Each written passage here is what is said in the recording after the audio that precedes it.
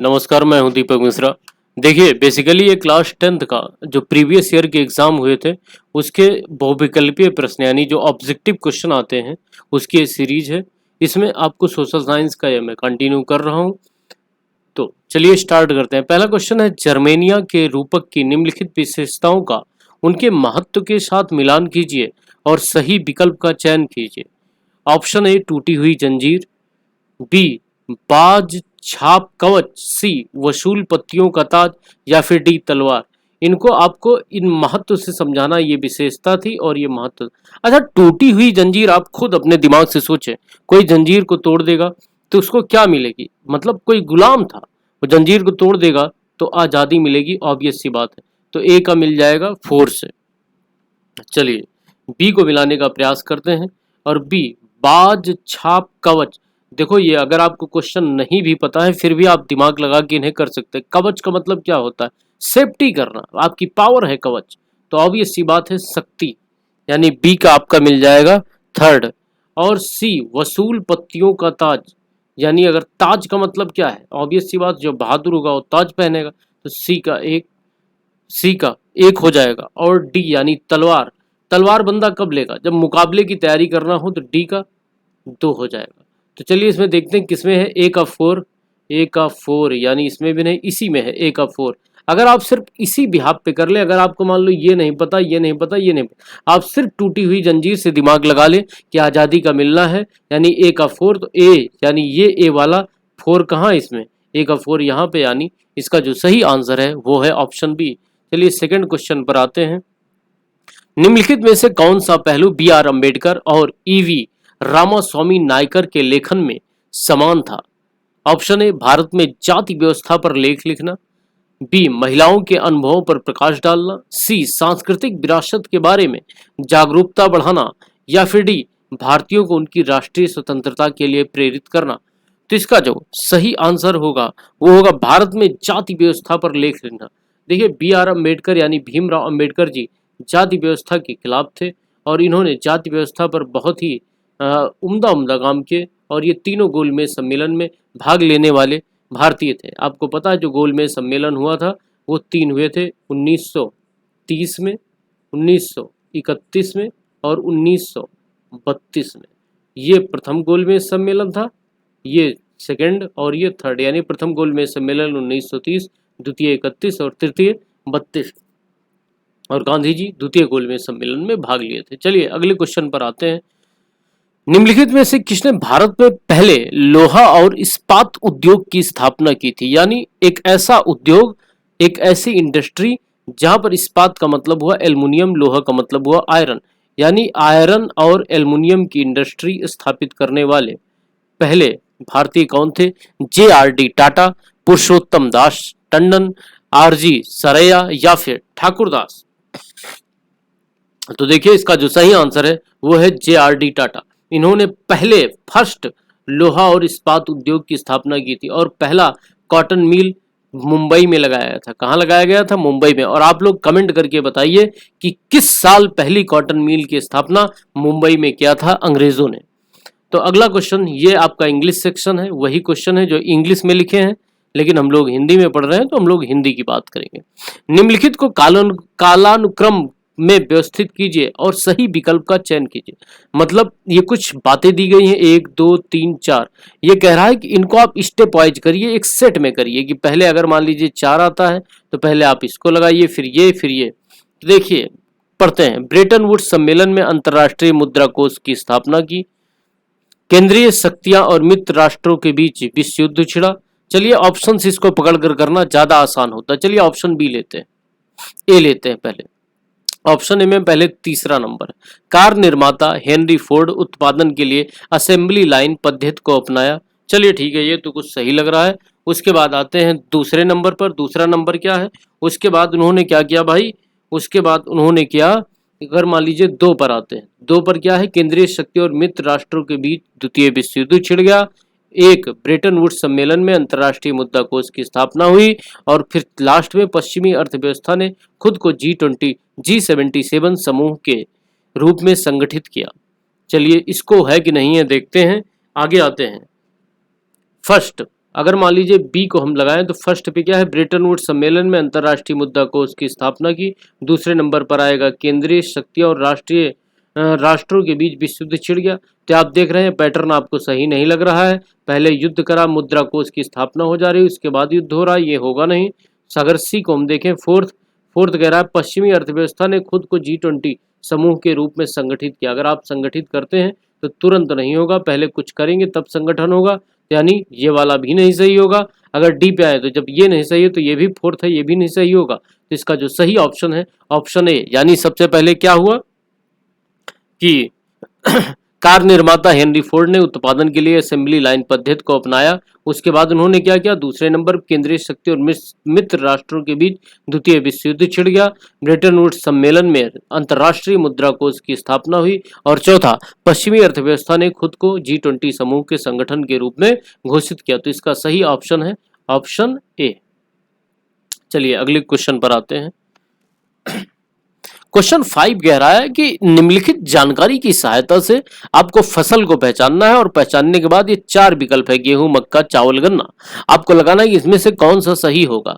जो विकल्प है, या दूसरी सबसे महत्वपूर्ण अनाज की फसल है। तो पहली फसल कौन सी है महत्वपूर्ण, पहली है चावल। कौन सी है, चावल। उसके बाद यह रबी की फसल है, ठीक। और चावल किसकी है, खरीफ की है। किसकी है, खरीफ की। फिर इसे उगने के लिए ठंडे मौसम और पकने के लिए खिली धूप की आवश्यकता होती है। इसके लिए 50 से 75 सेंटीमीटर वार्षिक वर्षा की आवश्यकता होती है। तो चलिए इसमें क्या गेहूं होगा, मक्का होगा, चावल होगा, गन्ना होगा। देखिए रबी बोल रहा है, रबी की फसल, तो ये तो होगा नहीं चावल, क्यों, क्योंकि ये खरीफ की हो गई, ठीक। उसके बाद हम बात करें तो आपको पता है कि दूसरी महत्वपूर्ण फसल, इसी से आप पहचान सकते हैं कि इसका सही ऑप्शन होगा गेहूं। क्यों, क्योंकि पहली महत्वपूर्ण फसल चावल है और दूसरी महत्वपूर्ण फसल गेहूं है, और जो कि रबी की फसल है। 2 ऑप्शन से आप पकड़ सकते हैं। चलिए अगले क्वेश्चन पर आते हैं। ये इंग्लिश में वही सेक्शन दिया गया है। 6 पर अगर आप आए, तमिलनाडु माफ करिएगा, निम्नलिखित राज्यों में से किसमें तुंगभद्रा बांध स्थित है। कौन सा बांध, तुंगभद्रा बांध। क्या तमिलनाडु में है, केरल में है, कर्नाटक में है, आंध्र प्रदेश में है। तो तुंगभद्रा बांध कहां पर है, कर्नाटक में। कहां पर है, कर्नाटक में। देखिए आप याद कैसे करें, तुंगभद्रा। आदमी कहता नहीं कि भाई नाटक न करो, नहीं तुम्हारा क्या उतार लूंगा, भद्रा उतार देंगे। क्या उतार देंगे, भद्रा। और भद्रा क्या न करो, नाटक, यानी कहां न करो, कर्नाटक। नाटक न करो, नहीं भद्रा उतर जाएगा। तो तुंगभद्रा बांध कहां पर है भाई, कर्नाटक में। तो ये आपने जाना कि ये कर्नाटक में है। और चलिए थोड़ा सा और फैक्ट की बात कर लेते हैं। तुंगभद्रा डैम को एक और नाम से जानते हैं, पंपा सागर के नाम से भी जानते हैं। किसके नाम से, मान लीजिए इस बार क्वेश्चन में आ गया पंपा सागर बांध का, तो भाई पंपा सागर डैम कहां पर है, ये भी है आपका कहां पर, कर्नाटक में। चाहे तुंगभद्रा कहें चाहे पंपा सागर कहें, दोनों एक ही बात है। हो सकता है इस बार आपसे पूछ ले कि तुंगभद्रा बांध कर्नाटक के किस नदी पर स्थित है, तो आपको 4 ऑप्शन दे देगा। और 4 में जैसे गोदावरी दे देगा, कृष्णा दे देगा, कावेरी दे देगा और तुंगभद्रा दे देगा। तो याद भी करना आसान है, बांध का नाम ही है तुंगभद्रा, और यह तुंगभद्रा नदी कर्नाटक में स्थित है। 7वें क्वेश्चन पर आते हैं। निम्नलिखित में से कौन सा युग्म सुमेलित है। तो चलिए बात करते हैं भाई क्या सुमेलित है। जलोढ़ मृदा, गंगा का मैदान, काली मृदा, हिमालय क्षेत्र, शुष्क मृदा, पश्चिमी घाट, या फिर लेटराइट मृदा, मरुस्थलीय क्षेत्र। तो आपको पता है काली मृदा हिमालय क्षेत्र में नहीं होगी। काली कपास की खेती के लिए बहुत ही अच्छी मानी जाती, मुंबई और गुजरात में। शुष्क मृदा यानी सूखी मृदा, पश्चिमी घाट का कोई मतलब नहीं है, आपके राजस्थान साइड में मिलेगी। लेटराइट मृदा क्या मरुस्थलीय क्षेत्र में पाई जाती है। कौन इसका जो भी है सही आंसर हो कमेंट करके बताइए, क्योंकि मैंने इसका आंसर बताया है। इसका जो सही आंसर होगा वो जलोढ़ मृदा होगा। क्यों, क्योंकि ये गंगा के मैदानों में ही पाई जाती। देखिए बेसिकली गंगा आपके 2 स्थान से निकलती, एक गंगोत्री के नाम से, ये गंगोत्री ग्लेशियर से निकलती है, और उसके बाद सियाचिन ग्लेशियर से निकलती है। कौन सी, भागीरथी, सियाचिन ग्लेशियर। और ये दोनों आकर देवप्रयाग नामक स्थान पर मिल जाते हैं, और यहीं से इनका नाम गंगा हो जाता है। और ये हरिद्वार नामक जिला से यूपी में प्रवेश करते हैं। और जो जलोढ़ मृदा है ये बेसिकली 2 भागों में होती। मान लीजिए गंगा नदी है तो पहला भाग बांगर और दूसरा भाग खादर कहलाता है। माफ करिएगा, खादर और बांगर होता है। ट्रिक क्या है, का खा गा घा, खा पहले आता है यानी पहले हो जाएगा खादर, और बा बाद में आता है, बांगर बाद में हो जाएगा। तो जो नई मृदा होती है खादर, क्योंकि बार बार सेडिमेंट नदियां लाती रहती हैं, यहाँ पर मिट्टी पड़ती रहती है, इसीलिए खादर ज्यादा उपजाऊ होती है, बांगर पीछे हो जाती है तो ये कम उपजाऊ होती है। चलिए अगले क्वेश्चन की हम बात करते हैं। जो 8th क्वेश्चन है, निम्नलिखित देशों में से किसकी जन्म के समय संभावित आयु सर्वाधिक है, यानी जन्म के समय उनकी जो आयु होगी वो सबसे ज्यादा होगी। ए नेपाल, बी बांग्लादेश, सी भारत, या फिर डी पाकिस्तान। तो इसका जो सही आंसर है वो है क्या नेपाल, क्या बांग्लादेश, क्या भारत, क्या पाकिस्तान। तो इसका सही आंसर है ऑप्शन बी बांग्लादेश। तो हम आते हैं 9th पर। 9th क्वेश्चन कहता है, निम्नलिखित संस्थाओं में से कौन सा भारत में रोजगार संबंधी आंकड़े उपलब्ध कराता है। चलिए बात करते हैं हम किसकी। तो देखते हैं, NITI Aayog, national institution for transforming India, नहीं ये नहीं होगा। नीति आयोग ये पहले योजना आयोग हुआ करता था और मोदी जी की सरकार बनी थी 2014 से योजना आयोग का नाम बदलकर नीति आयोग कर दिया गया था। योजना आयोग की स्थापना 5 में हुई थी 2005 में, और नीति आयोग 2014 में आया था। फिर राष्ट्रीय सूचना आयोग, भाई ये सूचना देगा, ये तो होगा नहीं, ये रोजगार संबंधी आंकड़े क्यों देगा। लोक सेवा आयोग यूपीएससी जो आईएएस की परीक्षा कराता है। तो इसका जो सही आंसर है वो है ऑप्शन ए राष्ट्रीय सांख्यिकी कार्यालय। राष्ट्रीय सांख्यिकी कार्यालय क्या करता है, रोजगार संबंधी आंकड़े उपलब्ध कराता है। तो हम आते हैं अगले क्वेश्चन पर, और अगला क्वेश्चन है क्वेश्चन नंबर 10, निम्नलिखित में से कौन सा बहुराष्ट्रीय कंपनी के लिए एक प्रमुख लाभ है जब वह एक स्थानीय कंपनी के साथ संयुक्त उत्पादन पर काम करती है। ध्यान से समझिए इस क्वेश्चन को। निम्नलिखित में से यानी इसमें से क्या बहुराष्ट्रीय, एक ऐसी कंपनी जो पूरे विश्व में काम करती हो, कंपनी के लिए एक प्रमुख लाभ है, उस कंपनी के लिए प्रॉफिट क्या है जब वह एक स्थानीय कंपनी के साथ संयुक्त उत्पादन पर काम करती है। जैसे मान लीजिए कोई एक ऐसी कंपनी, जैसे टेस्ला का एग्जांपल लेते हैं, किसका, टेस्ला, एलॉन मस्क वाली। एलॉन मस्क टेस्ला कार की कंपनी है। आपको पता है कि टेस्ला भारत में इलेक्ट्रिक व्हीकल लाना चाहती है और वो किसी भारतीय कंपनी के साथ भारत में ही काम करेगी। टेस्ला वैसे आपको बता दूं साउथ इंडिया में अपना प्लांट लगाने की तैयारी में है, तो उत्पादन करेगी, तो उसका क्या लाभ होगा वही आपको बताना। क्या वह बहुराष्ट्रीय, एक मिनट में इसे रब कर देता हूं,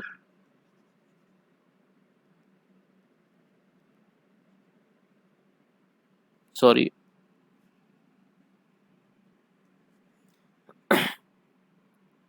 ऑप्शन है बहुराष्ट्रीय कंपनी स्थानीय कंपनी के साथ नवीनतम तकनीकी साझा करती हैं, यानी जो विदेशी कंपनी आएगी वो उस देश की कंपनी के साथ नई नई टेक्नोलॉजी साझा करेगी। ये होगा कि भैया आपका होगा बहुराष्ट्रीय कंपनी उत्पादन में सभी मानदंडों और कीमत तय करती हैं। ये होगा कि बहुराष्ट्रीय कंपनी अपनी संस्थागत नीति को स्थानीय कंपनी के साथ साझा करती हैं। ये तो करेंगी ही ना। बहुराष्ट्रीय कंपनियां स्थानीय कंपनी के साथ अच्छे और पारिवारिक संबंध बनाती, ये कौन सा कोई परिवार शादी करने थोड़ी आए, ये होगा नहीं। बहुराष्ट्रीय कंपनी अपनी संस्थागत नीति को स्थानीय कंपनी के साथ साझा करती, भाई अगर साझा ही नहीं करेंगी तो कंपनी काम कैसे करेगा, तो ये भी नहीं होगा। उसके बाद बहुराष्ट्रीय कंपनी स्थानीय कंपनी के साथ, अब भाई अगर उसे तकनीक न साझा करनी होती तो देश में आती ही क्यों, भाई अगर हमारे पास टेक्नोलॉजी होती है स्थानीय कंपनी के पास तो हम किसी बहुराष्ट्रीय कंपनी को बुलाते ही क्यों, तो यानी तो साझा करेगी। तो ये कह रहा है बहुराष्ट्रीय कंपनी के लिए प्रमुख लाभ क्या है, उसका प्रॉफिट क्या। बहुराष्ट्रीय कंपनी उत्पादन के सभी मानदंडों और कीमत तय करती है, ये है इसका लाभ। यानी जो प्रोडक्शन होगा उसी के सभी मापदंड, यानी कितना सामान होगा, इतने सामान में क्या क्या सामान लगेगा और उसकी क्या कीमत होगी, ये सारी बातें तय करती हैं जो विदेश से कंपनी आएगी वो। तो इसका सही आंसर है ऑप्शन बी। तो एक क्वेश्चन और बता देता हूं, निम्नलिखित में से कौन सा जोड़ा सुमेलित है। प्राथमिक क्षेत्र मछुआरा, क्या आपको पता है कि जो इंडियन इकोनॉमी होती है वो 3 क्षेत्र में, कितने में, 3 क्षेत्र, प्राइमरी, सेकेंडरी और टर्शियरी, यानी प्राथमिक, द्वितीयक और तृतीयक। प्राथमिक में कृषि आता है, द्वितीयक में आता है उत्पादन यानी मैन्युफैक्चरिंग, और तृतीयक में आता है सर्विस सेक्टर यानी सेवा क्षेत्र। तो कौन सा जोड़ा सुमेलित है? जोड़ा सुमेलित का मतलब ये और ये आपस में मिल रहे हैं। प्राथमिक क्षेत्रक क्या? मछुआरा। द्वितीयक क्षेत्रक पुजारी। भैया द्वितीयक क्षेत्रक मैन्युफैक्चरिंग से पूजा कौन करने जाएगा? तृतीयक क्षेत्र, अच्छा भैया टोकरी बुनकर। भाई तृतीयक क्षेत्रक क्या है? तृतीयक क्षेत्रक आपका सर्विस सेक्टर है कि नहीं है? और बोल रहा है फिर चतुर्थ क्षेत्रक क्या है आपका? चतुर्थ क्षेत्रक है माली। अच्छा अब ये बताइए, क्या मैंने आपको बताया कितने क्षेत्र है? 1 2 3, तो ये तो होगा ही नहीं ना, चौथा है ये नहीं है। तृतीयक क्षेत्रक टोकरी, ये तृतीयक क्षेत्रक सेवा संबंधित है, द्वितीयक क्षेत्रक मैन्युफैक्चरिंग से संबंधित है, इसमें पुजारी लोग कहाँ से आ गए? तो अब ये सी बात है, प्राथमिक क्षेत्र मछुआरा होगा और प्राइमरी सेक्टर में कृषि आता है, बकरी पालन आता है, मछली पालन आता है, मछुआरा आता है, ये सभी आता है। तो I hope you have understand what is the scenario of this question.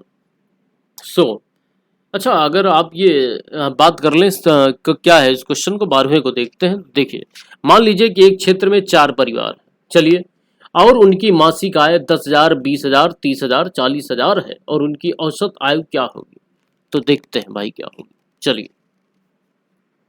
देखो, मान लो 1 परिवार, 2 परिवार, 3 परिवार, 4 परिवार, इनकी है 10,000, इनकी है 20,000, और इनकी है 30,000, और इनकी है 40,000। यहां तक क्लियर है ना? अब इसकी ये कह रहा है कि औसत आय क्या होगी। तो पहले औसत का मतलब समझो। औसत को इंग्लिश में एवरेज कहते हैं। क्या कहते हैं? एवरेज। तो एवरेज कहता है कुल संख्याओं का योग बटे वो कितनी है। जैसे मान लो इन चारों के पास क्या है, इनके पास भी 5 आम है, इनके पास 6 आम है, इनके पास 7 आम है, और इनके पास 8 आम। अब कोई कहे इनका एवरेज क्या है, तो एवरेज निकालने का सबसे बढ़िया तरीका होता है जिसके पास जितना है उसे लिख लो। जैसे 5 + 6 + 7 + 8 ऊपर लिख दो। अब ये सब कितने लोगों में था? 1 2 3 4, 4 लोगों में था। अब इसको आप जोड़ लीजिए और 4 से डिवाइड कर दीजिए, वही आ जाएगा। तो मैं समय न बर्बाद करके इस पर आता हूँ। अब देखिए 10,000, 20,000, 30,000 और 40,000, इसे अगर हम जोड़ेंगे भाई, पहले परिवार के पास 10,000, दूसरे के पास 20, तीसरे के पास 30, चौथे के पास 40 है, यानी इन सबके पास इतना इतना पैसा है टोटल। अब इनकी एवरेज क्या होगी? तो जोड़ लीजिए इनको, 4 3 7, 8 9 और 1 10, यानी टोटल इनका क्या हो गया? 1 के करीब पहुंच गया। कितना पहुंच गया? 1 लाख। कितना पहुंच गया? 1 लाख। 1 लाख पहुंच गया। कितने लोग थे टोटल? तो भैया टोटल थे 4 लोग। कितने लोग? 4 लोग। भाई 4 ही तो परिवार थे। अब इसको काट लो, 4 दूनी 8, अब क्या बचेगा? 2 बच जाएगा रिमेनिंग, और यहाँ हो जाएगा 20, तो 4 पंचे 20, और आगे कितने जीरो हैं? 3 जीरो बढ़ा दो, यानी यही हो जाएगा इसका सही आंसर। और इसकी एक शॉर्ट ट्रिक भी मैं आपको बताना चाहूँगा।